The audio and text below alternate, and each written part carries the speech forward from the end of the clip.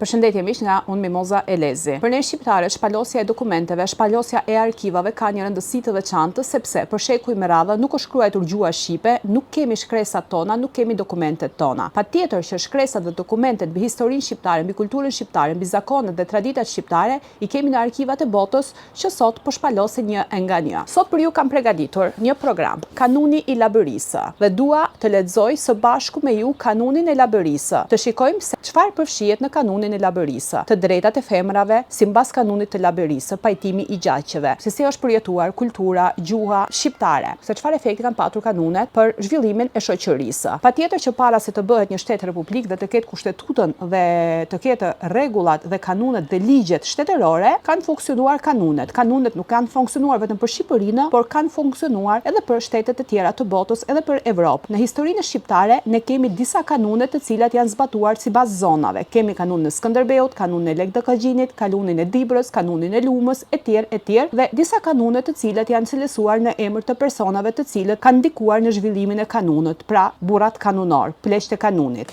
Tani, le të shikojmë një nga një Kanunin e Labërisë.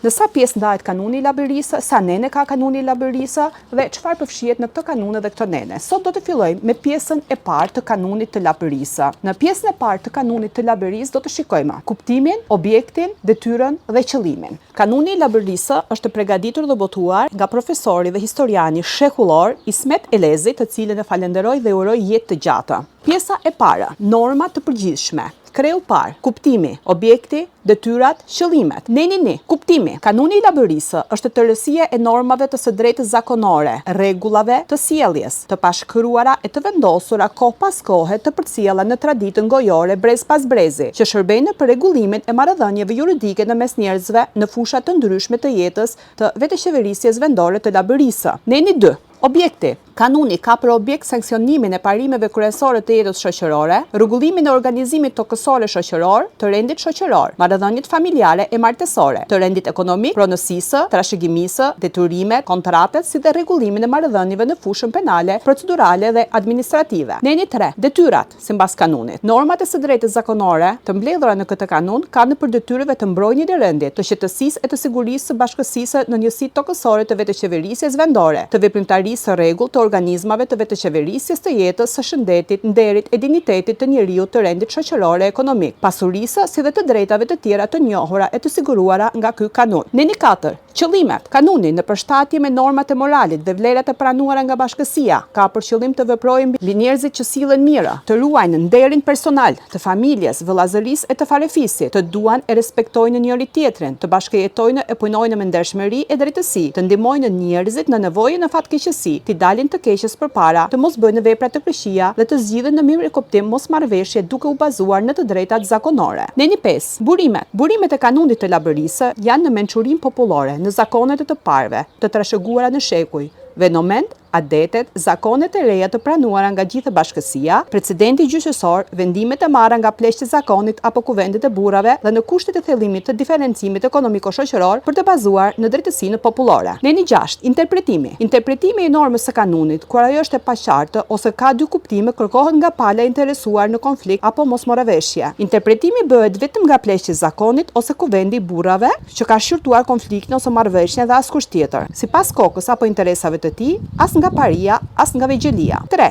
Interpretimi i normës së kanunit synon të krijojë bindje e pajtim dhe jo kundërshtim e ngrindje. Neni 7. Vendosja e normave të reja. Vendosja e normave të reja dhe vendosimi ose ndryshimi i normave të vjetra në kanun bëhet nga pleqtë e zakonit ose kuvendi i burrave, me pëlqimin e krejt bashkësisë në njësitë tokësore të vetëqeverisjes vendore. Në rast se bashkësia bën vërejtje ose propozime, pleqtë e zakonit apo kuvendi i burrave i mbajnë parasysh dhe kur i pranojnë i përshëndesin: sa rrofshi, plefqërofshi. Neni 8. Veprimi në kohë dhe hyrja në fuqi e normave të kanunit. Në kanun përfshihet norma nga lashtësia, rendi gjinor, mesjeta dhe veçanërisht tresëzimet të reja të shekullit të 18 dhe deri në fillimet e shekullit 20. Normat e reja që vendosen në kanun hyjnë në fuqi me një herë. Ato u bën të njohura palëve ose bashkësisë së njësisë tokësore të vetëqeverisjes vendore me anët të lajmit ose me anët të plakut të barkut e mëhallës. Neni 9. Veprimi nga hapësira i normave të kanunit. Normat e këtij kanuni veprojnë në territorin e Labërisë, nga lumi Vjosës deri në detin Jon, në fshat katret e lumit të Vlorës, grykën e Dukatit në Himare, Bregdetit në Teresi, në Kurvelesh, në Rëzomë, Kardhiq, rrezët të Tepelenës, në zonat e tjera ku jetojnë e banojnë në bashkësi labe në Mallakastër e Mëgjera. Veprimin hapësirë i kanunit të Labërisë me kufizime shtrihet deri në qytetet e Gjirokastrës, të Delvinës,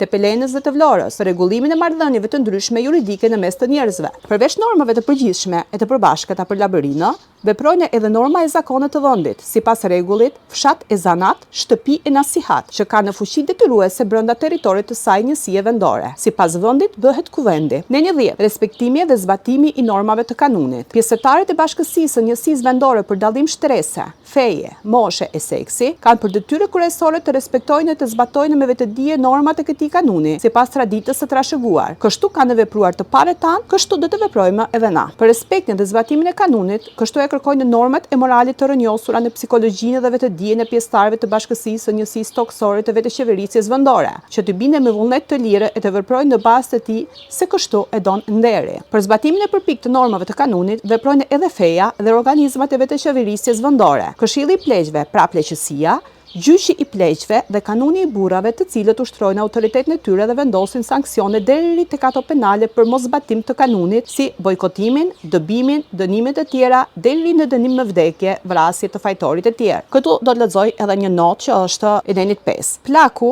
nga Gjirokastra thotë se qyteti i Gjirokastrës ka patur një zakon në Labërinë, por zakonet në qytetet nuk kanë qenë aq të pastra se këtu sundonte qeveria turke, e cila ndërhynte me ligjet e saj, me sheriatin për rregullimin e çështjes familjare. Megjithatë, Turqia ndiqte punët me ligjet e saj, kurse ne me zakonet tona. Në 11, zbatimi me analogji. Normat e vendosura nga Këshilli i Pleqjve, pra pleqësia, gjyqi i pleqjve apo kuvendi i burrave, zbatohen me analogji dhe për zgjidhjen e rasteve të tjera të njëllojta apo të përafërta me kusht të mos kundërshtonte nga palët në konflikt. Presidenti gjyqësor ka fuqi detyruese. Pra, miq, sot bëm programin e parë mbi kanunin e Labërisë dhe pamë kapitullin numër 1. Lutem shpërndani video dhe për ekrani, sepse do të shfaq për ju të gjitha kanunet shqiptare dhe së fundit do të bëjmë barazimin e tyre. Gjithashtu në këto kanune do të shohim të drejtat e femrës, se si është përdorur femra për vrasjet, për gjakmarrjet, për fen, për kulturën dhe për gjithçka që ka të bëjë, sepse kanuni ka funksionuar për të mbrojtur zhvillimin e shoqërisë që në kohë të hershme.